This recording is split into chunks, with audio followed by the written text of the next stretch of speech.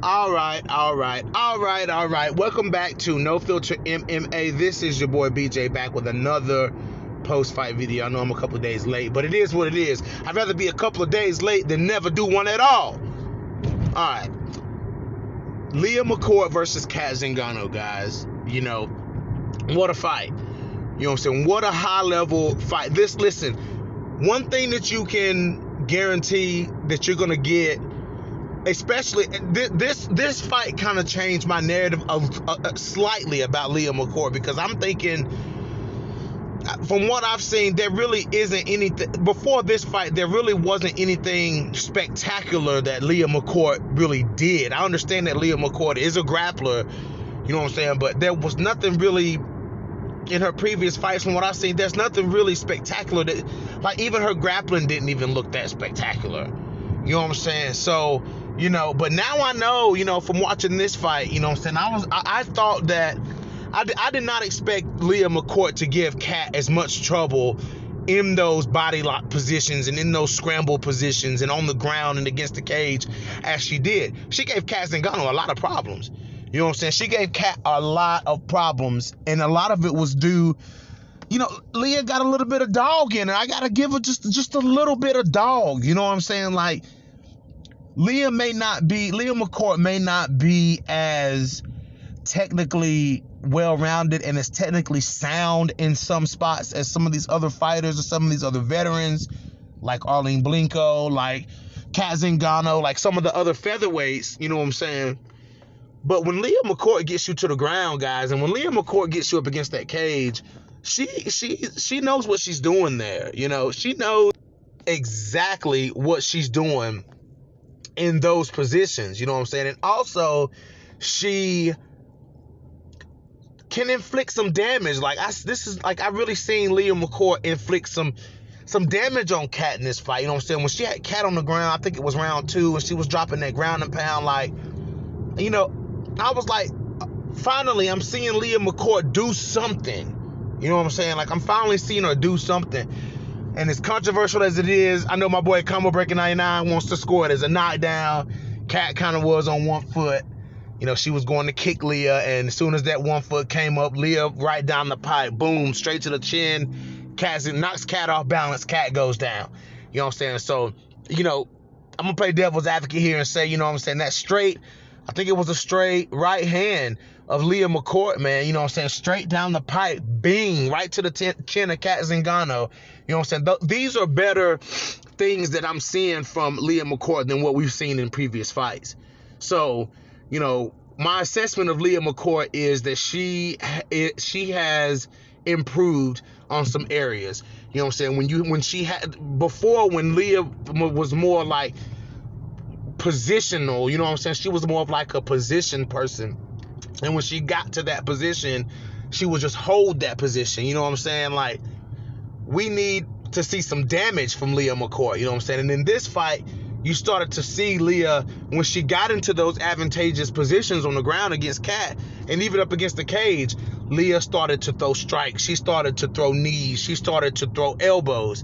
And honestly, from somebody who 4 fights ago looked the way that Leah Mccourt looked, in her last couple of fights, she has looked better. So for the record, I do want to say Leah Mccourt looks better. Now, is she still a little high ranked? Yes. But has she improved? Absolutely. So I'm not mad at Leah Mccourt, but Cat Zingano, man, just showed. You know what I'm saying? Cat showed, you know, when you coming into this motherfucking cage with me, you better be ready. You better have that dog. You better bring that dog. You know what I'm saying? Cat made a few mistakes in this fight because I didn't, you know, like Cat said, you know, the size of Leah Mccourt was something that she had to deal with. You know what I'm saying? Like, when she was standing at range with Leah, you know what I'm saying? Cat didn't think she would get hit with that straight right hand the way she got hit with it. So the thing about Cat, you know what I'm saying? Cat's gonna have to, when she's up a weight class, you know what I'm saying? So, you know, we got to remember Cat's a former flyweight. You know what I'm saying? Back in the day, Cat was a 125 pounder. Cat's got the, you know, I've seen in fights with Megan Anderson and in this fight with Leah Mccourt, if you're tall and rangy, man, you can cause some problems for Cat Zingano. You know what I'm saying? And Cat's just gonna have to be aware, you know what I'm saying?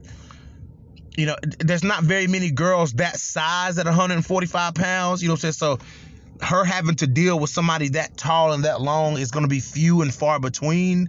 But you know, just in case somebody rises up out of the ranks like that, you know what I'm saying? In case some new blood comes in and Cat's still around, you know, somebody that physically imposing, somebody that long, Cat gonna have to be aware of that.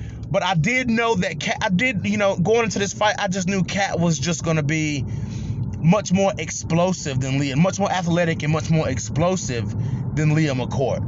You know what I'm saying? That's why Cat was able to explode out of a lot of those positions and reverse a lot of those positions. Cat was in trouble a couple of times, but she was able to do that. Cat threw a nice overhand right. Guys, I'm not too familiar with the rounds. Like, I watched the fight as a whole. But Cat threw an overhand right, you know what I'm saying, and went in, you know, it landed.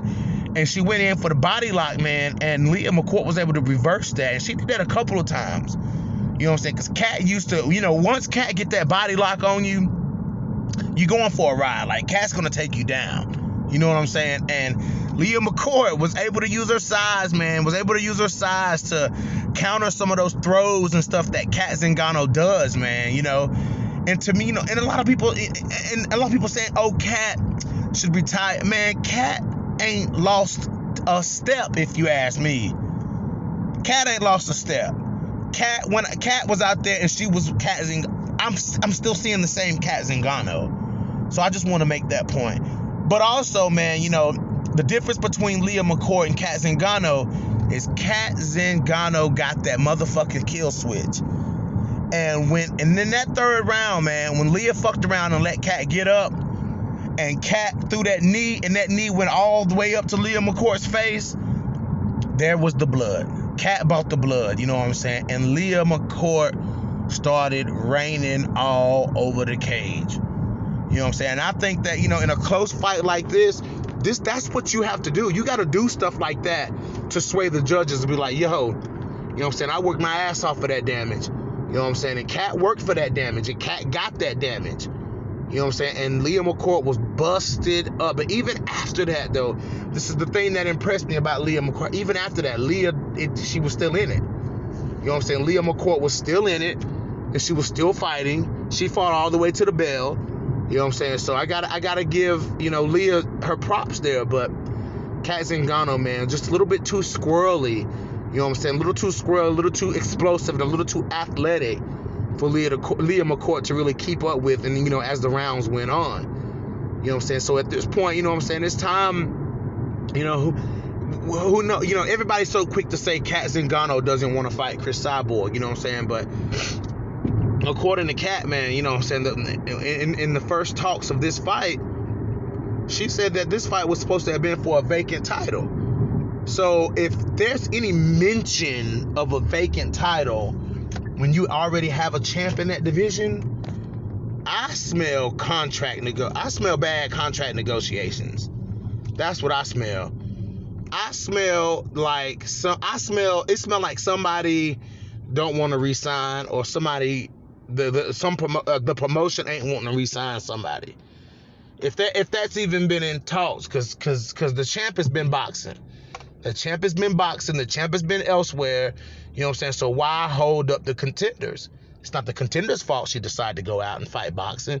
But of course, you know what I'm saying, all these Chris Cyborg stands are going to say it's Cat Zingano's fault as to why they haven't fought yet. Well, Cat's still fighting MMA, so maybe the champion should focus on defending her belt instead of wanting to go to a whole different sport, you know what I'm saying, and do what she got to do there when you got a whole belt that you got to defend. So, you know, that's neither here nor there, you know.